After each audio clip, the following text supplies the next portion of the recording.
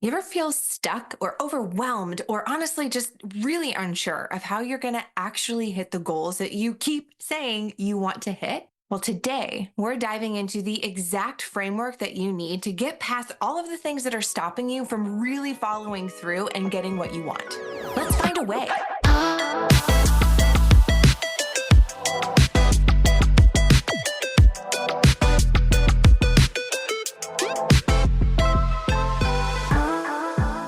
Welcome to Find a Way. I'm your host, Mallory Ruth, and this is our first podcast episode. I'm so excited. I get a little bit nervous, and that's okay. I have coached women in the health and fitness space for years. And if there's anything that I try and preach and try and remind you on a regular basis, it's that this is not about perfection. It's just about going for things and trying them and figuring it out along the way. Finding your way along the way, right? So that's what we're doing. I've been in the health and fitness space for almost 8 years. And what I have really leaned into and what I've really loved is helping coach women on the mindset piece of their health and fitness journeys. I've worked with them, hundreds of women, maybe thousands, in a group coaching space. And I've worked with women one-on-one. And really, no matter where we're working together, oftentimes what I find is that we are usually struggling with really, really similar things. And so, what I want to share with you today is the framework that I coach my clients on, which is the Find a Way framework. So, let's just dig in. I feel like, especially as women, no matter what your health and fitness goal is or what your business goal is, the framework that you use for a health and fitness goal to a business goal, it's going to be really, really similar. I coach on a lot of health and fitness things, and what I have watched and witnessed is watching women I've worked with create a really solid routine that doesn't only just apply to their workouts. It helps them create more discipline at work or create more discipline on a project they're working on, or help them manage their emotions in relationships. And I feel like before we work together and as we're like kind of witness to figuring out what's going on, how can we make this better? How can you get started? How can you maintain? How can you get back to it when you fall off? There's usually some common areas of struggle. And one of the really common ones I think I see from women especially is this feeling of feeling overwhelmed or not having enough time. And I think when we really uncover, when we really dig into what's going on with women, especially when we say something like, I don't have time to figure it out. I don't have time to do the grocery shopping. I don't have time to get my workout in. I don't have time to start the business, to do whatever. It's less about having the time and it's more about the fact that we feel so much pressure to be everything to everybody else that by the time we figure out what we want to do for us, we're exhausted. You know, I'm a wife, I'm a mom, I've been an employee, and very often all of my energy, it used to just go to everyone else, right? You're stressed at work, you're replying to clients, you are responding to a boss, you're responding to kids. And by the time you figure out, like, man, I really need to do something for me, like you don't have any energy left to do something for you. And so when I hear I don't have the time, I feel pressure from everywhere else. And I am not giving myself permission to find the time. And so my first suggestion and my first piece of the framework is really helping you figure out, why is it important for you to find the time? And holding on to that why is a really big deal. And I know that's nothing new. It's something that every person out there that's ever helped you set a goal will say, like, but why? Why do you want this?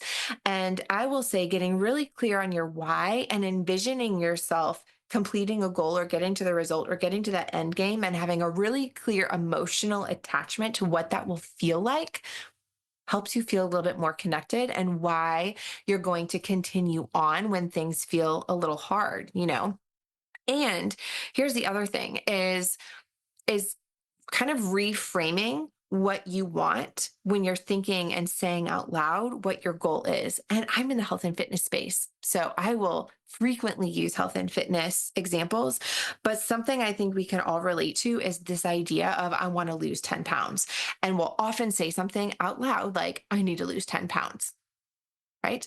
Instead of saying something like, oh, I want to feel good in this dress. I want to feel energized. I want to wake up and feel this. We say something like, I need to lose 10 pounds. And what that does to you and like how your brain works is, I don't know about you, but when I hear I need to do something, I hear something else that's going on my to-do list that doesn't feel good. That's like oh God, I need to do this thing that doesn't really feel good. But when you start thinking about things in a way that's, I want to feel X, Y, and Z, or I'm in the process of losing 10 pounds, I'm in the process of X, Y, and Z, it feels different in your body.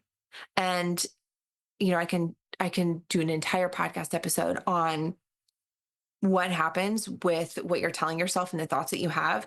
But that's just the smallest tweak. And be onto yourself when you hear yourself say something like, I need to lose 10 pounds, and see if you can reframe it in a way. And I don't want to say that feels more motivating because it sounds silly, but by accident, it will feel more motivating. It will feel like, oh, I'm like already kind of doing the thing. I'm not adding something else to my to-do list. Because here's what I will say. Often, especially like in the weight loss game, you need to move your body and you need to, eat nutritious foods, and you need to sleep well, manage your stress, all of those things. You're probably already doing a lot of those things. Like you're probably already in the process. You already eat every day. You already sleep every day. You already are moving your body, whether it's like from here to the car to the office or whatever, figuring out a way that you can move your body more.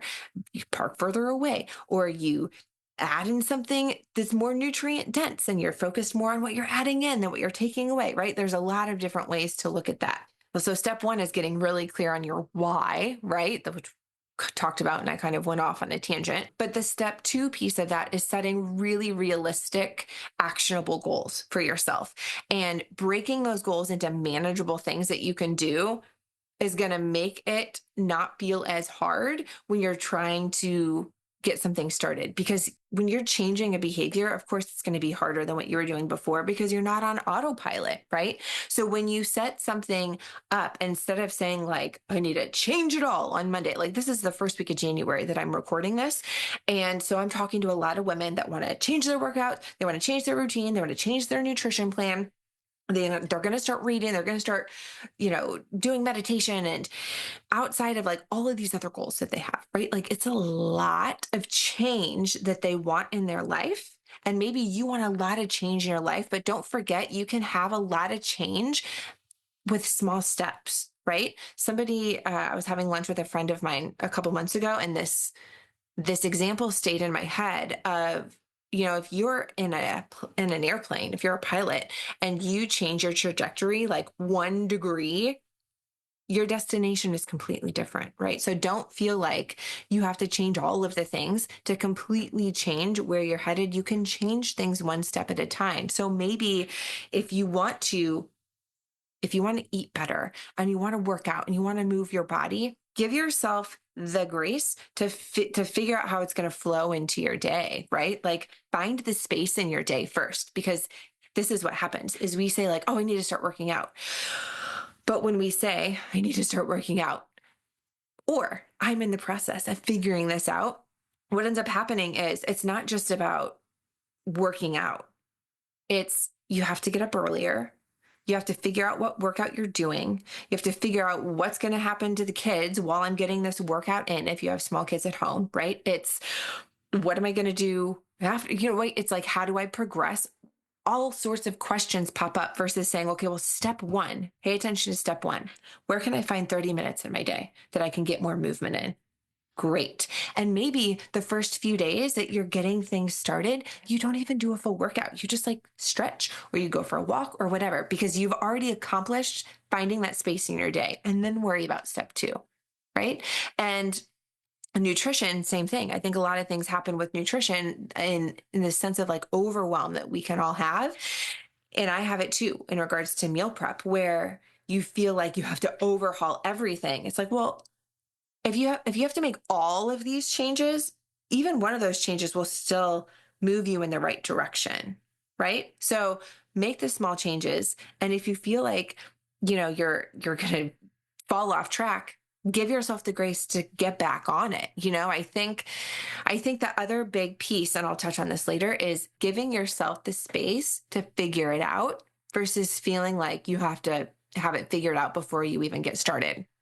I also feel like the other thing that we skip over a lot is because we're worried about the action that we have to take, is paying attention to the mindset that you have to develop to take the action, because motivation isn't on a faucet, and that's, yes, finding your why and knowing what you're showing up for and where you're going. That's a piece of the mindset. But also really paying attention to things that are working well as opposed to what's not working. And here's an example I want to give you when we're thinking about mindset. Is you said this week that you want to lose weight, and so you start working out and you're eating better, and you're feeling good. You're feeling good. Like you've gotten up every day this week and you've gotten your workouts in, you have more energy, and then you step on the scale and somehow you have lost no weight, which is really annoying. And you're feeling frustrated and you're like, well, why am I even doing this? Right? You have a lot of thoughts that are going through your head about what a waste of time this was and what am I doing, without paying attention to, like, man, sometimes the result that you want is going to take you longer than you want to get it. But it's also recognizing that sometimes the wins don't just come in this end result that you want. It's paying attention to every win that you had. Every single time that you woke up that week, that's a win. Clearly, if you know that you need to move your body and eat well, that's not going to change if you want to lose the weight. So, like, cutting those things out and saying, like, what am I doing? I'm wasting my time. Like, that's not real. But saying things and paying attention to every single thing that is working helps you find the things that are working as time goes on.